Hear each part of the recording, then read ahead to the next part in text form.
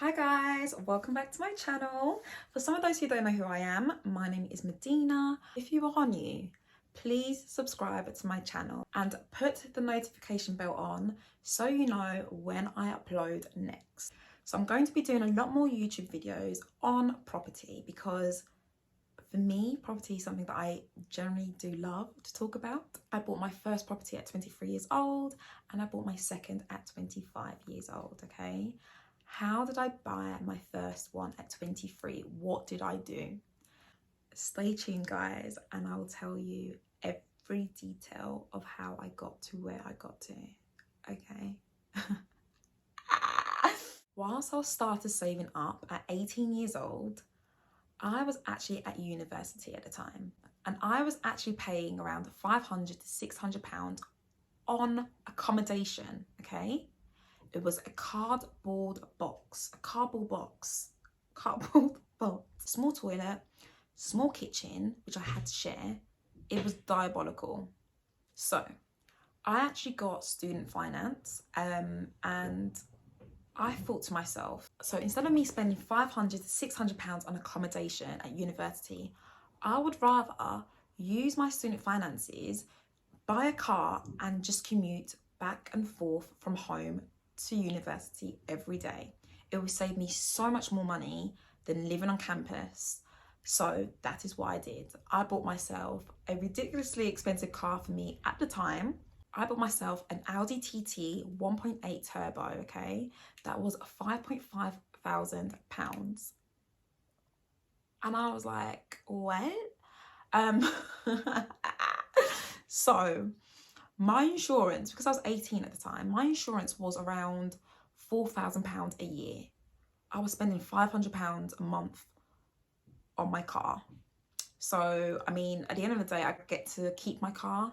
I could not keep my accommodation. To be honest, buying this Audi TT for 5.5k wasn't all bad. I was actually able to build my credit score because lenders can see that I can borrow a small amount of money of 5.5 and actually allow me to borrow a large sum of money, which was £250,000. I'm not saying you guys should go and spend money on a huge car, but if something small to help build your credit score, show that you can borrow money and repay it back on time every month, like I did.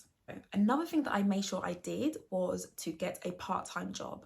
So I was actually working at Tesco/Tesco Mobile, and I was working every day more or less, and I was picking up a lot of shifts. I remember one time I started at 6 a.m. and I finished at 10 p.m. Why? I don't know. Was I silly? Possibly so. I was a grafter. I wanted the shmoney, okay? And I was gonna work hard for it. Let's say for an instance, I was making £1,000 a month at Tesco. So I would put away around £800 towards my savings because I just wanted to save for a house. One thing that I did make sure I did was set a goal. I initially wanted to actually buy a house with my ex-boyfriend at the time. And I'm so glad that I didn't, because buying a house is just like a marriage. It is very difficult to divorce. It's a long process and a tedious one. I probably wouldn't buy a property with a partner unless I was married to that person and it was going to last forever. Even marriages don't last forever. But if you can afford to, try not to buy with anyone else. And I will basically tell you how to buy a house on your own.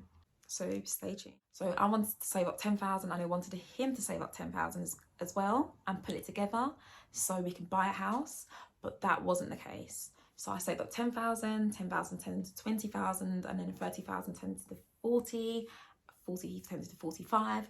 That was my goal, and moving the goalpost each time motivated me. It's like, 10, that was easy. Let me do 20, let me do 30, let me do 40. You can do it, okay? It sounds difficult. It was difficult, but you can do it.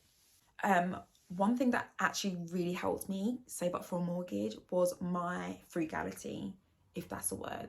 I was very frugal, okay? I didn't spend money when I didn't have to. I didn't really go out that much. Everyone at uni would ask me, Medina, come out, let's go out, let's party. I'm like, no, I can't, I'm saving up for a mortgage. My friends would ask me, why don't you buy new clothes? Why don't you get new hair? I was like, no, I can't, I'm saving up for a mortgage. I kept saying no. Sometimes I will go out. I didn't like not go out whatsoever. But if I did go out, I would spend as little money as possible. And people say like, oh, don't you just like regret not having the ultimate uni experience? And no, I literally didn't. Because if I sacrifice now, I knew that in 2 years' time, I will get the house that I wanted, okay? I knew that my goal was there, like it's tangible, I can touch it, you know? I had my SMART goals. I was specific with my goals. My goals were measurable, my goals were attainable, my goals were realistic, and I had a time frame of when I wanted to get my property. So my delayed gratification actually helped me get my property. And after I did get my property, best believe I took a whole month out and I went to Thailand.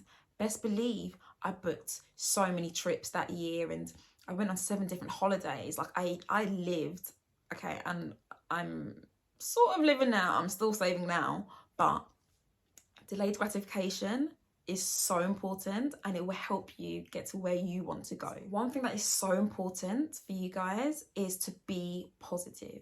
So it may look like it is very hard and so out of reach for you to get this mortgage, but your positive mindset, you affirming, saying, I'm going to get this mortgage. No, I'm not doing this because I'm going to get this mortgage. I want to get this house. All the time over, my sisters were sick and tired of me talking about mortgage every single day, but I knew what I wanted.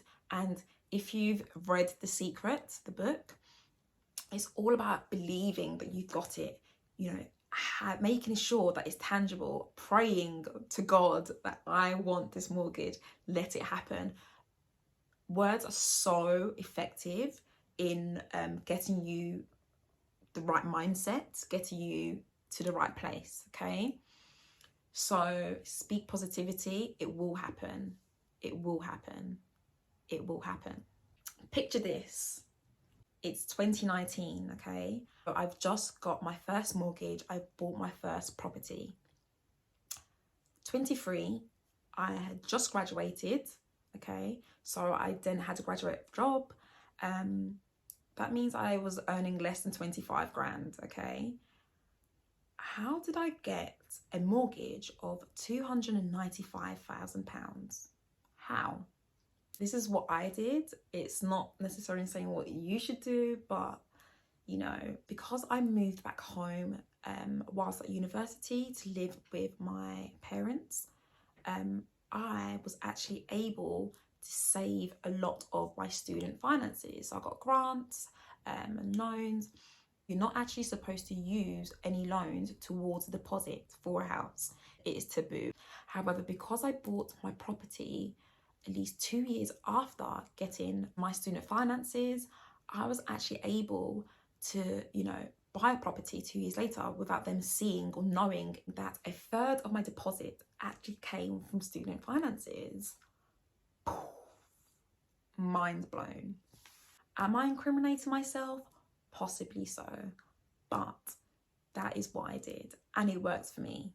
I'm not recommending you guys do this, but it worked, okay? So I saved around a third of my 45 grand deposit from my student loans. That's amazing, right? Where did I get the rest? So I actually got around 35% of my deposit from my mother, okay? She knew I'd been saving up for a property for 5 years now. She actually helped save up whilst I was saving up as well. I mean, it took her a lot shorter to save up than it took me, but she helped me out nonetheless, okay? Which I am forever grateful because I needed that.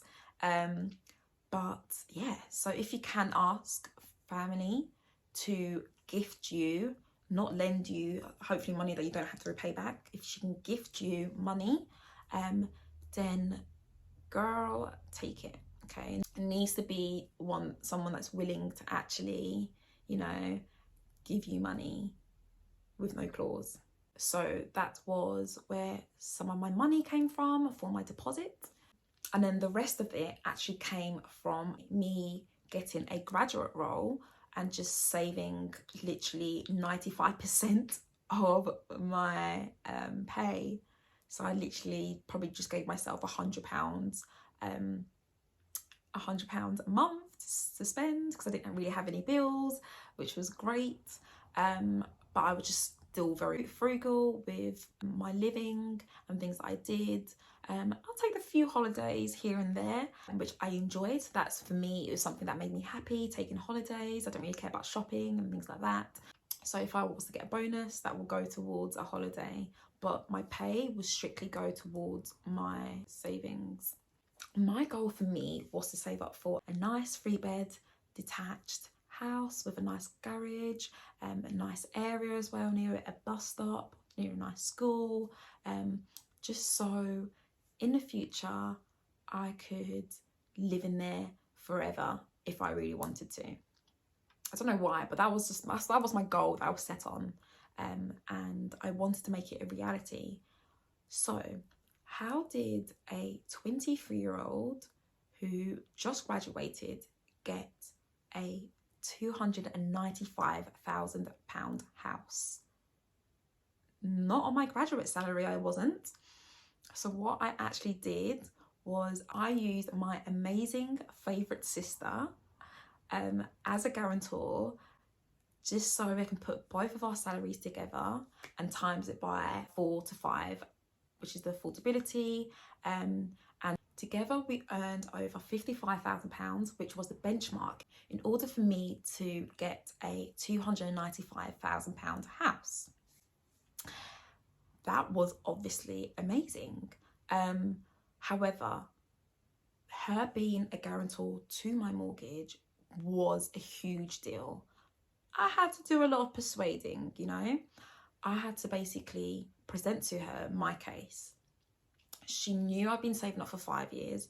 She knew I was really good with my money. She knew my credit score is really good and I'm really good at borrowing money. She knew all of these facts.